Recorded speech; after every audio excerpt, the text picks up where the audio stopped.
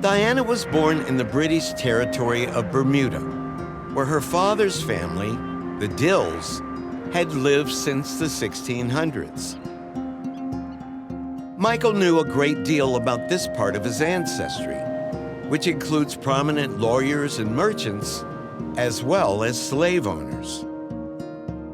But when we shifted our focus to Diana's mother, a woman named Ruth Neelsen, we uncovered a long line of ancestors leading us back centuries to a place that Michael had never associated with his roots, Colonial New Jersey. Wow.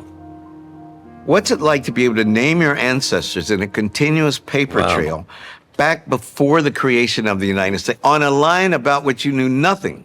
I guess it's all the more appreciative and impressive in contradiction to my father's family and the lack of information, and then seeing this. Right. And also thinking of their own, I wouldn't say chauvinistic ways, but I know so little about my grandmother, never talked about that, was always about the Dills. Right. Always listening, talking about the Dills. And then you're looking at this chain of lines. So this is obviously a major family that my grandmother came from. As it turns out, this newfound branch of Michael's tree contained one particularly fascinating character, Michael's fourth great-grandfather, a man named John Neelsen. John was born in New Jersey in 1745. When the American Revolution broke out, he was a successful merchant.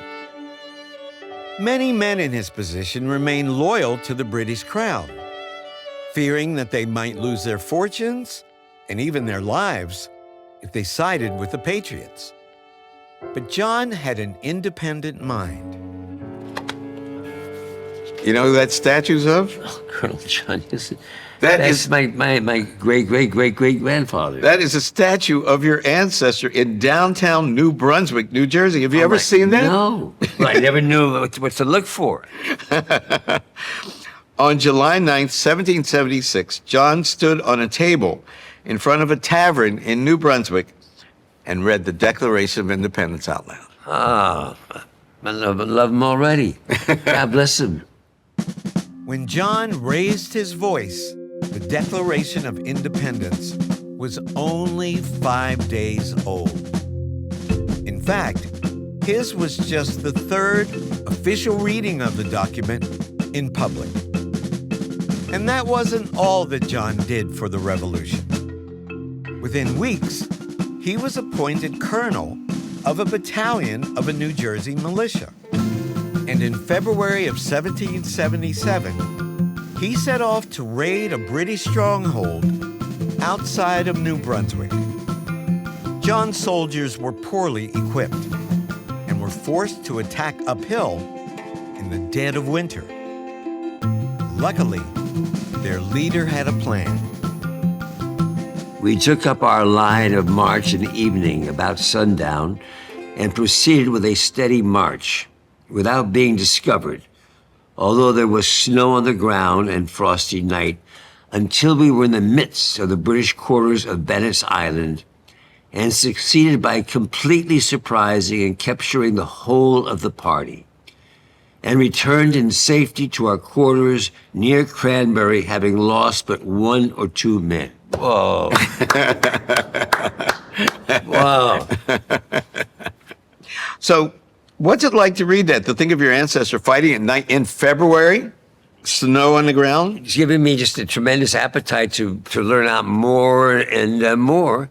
And it's just very impressive. Very, very impressive. This attack, known as the Battle of Bennett's Island, earned the attention of none other than George Washington, who wrote to the Continental Congress celebrating John's achievement.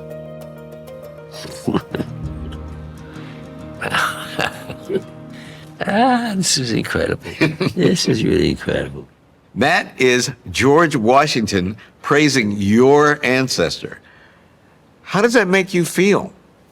Proud, to say the least, proud, but just just to know what an integral part he played in helping us start our new country. I mean, he was willing to risk his life. Yeah. I want to show you something else. Could you please turn the page?